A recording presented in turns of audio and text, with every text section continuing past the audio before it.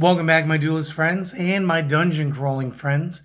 Casual Duelist here, and we're here to roll up another video that was terrible. Let me just stop. No, sorry. Welcome back, my duelist and dungeon crawling friends. Casual Duelist here, and this week's D&D magical weapon is brought to you mostly because my wife said make this one. So this one is from Celestial Duelist. She wanted you guys to have the Raptors Ultimate Mace. I'm sorry. I'm still not over the opening. I'm sorry. So she said, we need to have a mace because maces are cool for clerics. It's a great way to add a nice magical weapon in. And we need one that actually has a spell from the player's manual. So she said, do this because she loves Raid Raptors, she loves Blackwings, she loves Lyralisks, she loves Harpies. Honestly, I think if it's a bird, she likes it. This card normally would give a Raid Raptor 1,000 attack, and when the equipped monster would be a target for an attack by a monster whose attack is higher than the equipped monster, you could add a rank up magic from the deck to the hand, and if you do, you take no battle damage from that. That's all fine and well, but how do we translate this into D&D? So we got the answer because we got a stat card. So what we did was we made it another wondrous weapon. Not exactly legendary. We figured since it's got a spell from the manual in it, this might be something that like a higher cleric or a sorcerer or somebody might be able to imbue a weapon with this. But we kept it as being a mace because I think maces are underrated as far as medieval weapons go. I think everybody just wants to play with a sword or a big axe. And they want the big double-sided axe, which makes no sense, like realistically, because, I mean, I'm arguing about something that doesn't matter. I'm sorry. But a mace is pretty utilitarian. It's basically, in this case, this is metal stick. And metal stick is very useful. Now, like most of our other magical weapons, this is going to require attunement. And this is just to make sure that you just don't find it and immediately go to slaying with it.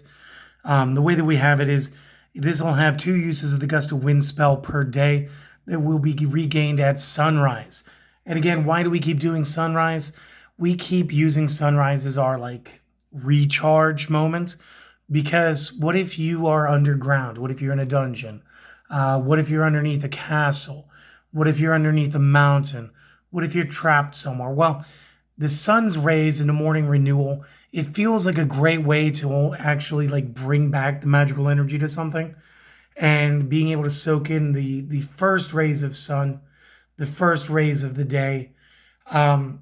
It just feels like there's something pure about that moment.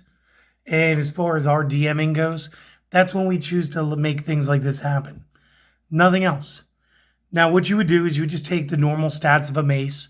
And again, depending on how far in your players are, you can give this thing, some extra pluses. That is up to you and your table. You guys decide that part. But we're going to talk about the Gust of Wind spell because maybe you're not familiar because you don't know every spell, and that's fine. So before we get into this, let's talk about the duration. It's 1 minute. Now, what is 1 minute in your game? Now, we've decided that the way that a turn goes, a lot can happen in a player's turn, and a turn is supposed to be 6 or so seconds in just the game, just like in the player's manual in general. In our game, we tend to use a 20-second turn because, again, most people have a running speed of 25 to 30 feet. Now, I don't know about you guys, but yeah, maybe you could cover that in 2 seconds, but could you cover that in 2 seconds while attacking once, twice, and preparing a reaction? Maybe, maybe not. So we think the 20 seconds is just more fair. That's just how we run it on our table. Do it how you guys do it. Change that if you feel it needs changed for yours. Now, it is a range of 60 feet. The spell is the Gust of Wind. What happens is a strong gust will create a 60-foot long by 10-foot wide area of effect in a direction of the user's choice. Any creature that is within that area of effect will need to succeed a strength check, a DC 15 or more. So again, maybe they have a strength modifier of 2. So this roll, only gets them up to a 10. They're going to be affected. What's going to happen? Affected creatures will be pushed back 15 feet, and while moving towards you in that line of effect, are going to be considered half speed because the wind is a continuous pressure. Unprotected flames would be extinguished. Any flames that are protected have a 50% chance to blow out. So let's say the opponent has a torch. Torch, out. If they have a lantern, the glass, well, 50%, we go evens odds. Evens will be the good.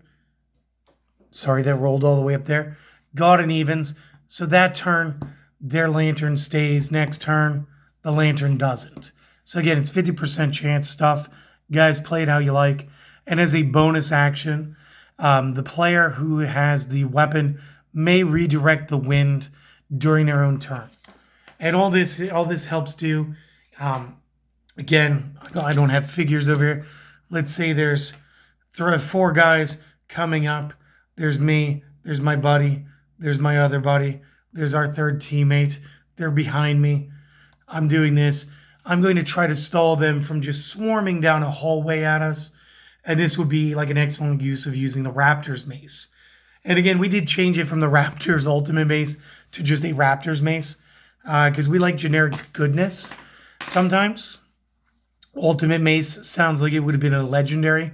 And if you want to create an ultimate one as well, maybe Raptor is a character. Maybe you change the Raptor, Raptor's Ultimate Mace to insert this person's Ultimate Mace. Maybe you're using established lore. Maybe this is Wolfgar's Ultimate Mace, or Dritzt's Ultimate Mace, or insert somebody else who is considered to be like a main storyline, main continuity character. Using the books, you could go with Xanathar. Maybe that's something he's collected. Insert your own flavor, my friends. But this is a great way to have a cool weapon that uses spells.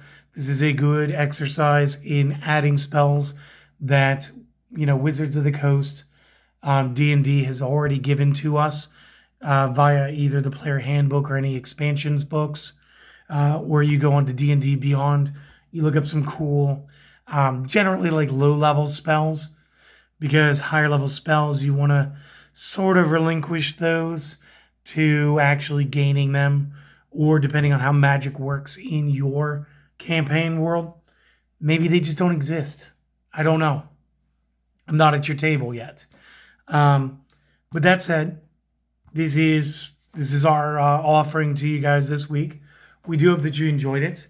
And if you have, maybe I'd like you to comment, maybe not a subscribe on this. It is kind of the off flavor content for the channel. So it would be kind of weird if you were just here for the D&D stuff. Maybe just check back again next week or in another couple of weeks and see what else we have to offer you. Unless, of course, you do feel like, subscribing is the right move, at which point, go for it. But until then, we just hope that you enjoyed it. Go enjoy the rest of your day. And if you hear from the usual Yu-Gi-Oh portion, tomorrow we will be doing our Archfiends deck for Speed Duel. So, till then, you guys have a lovely day. Hope to see you guys next time. Peace.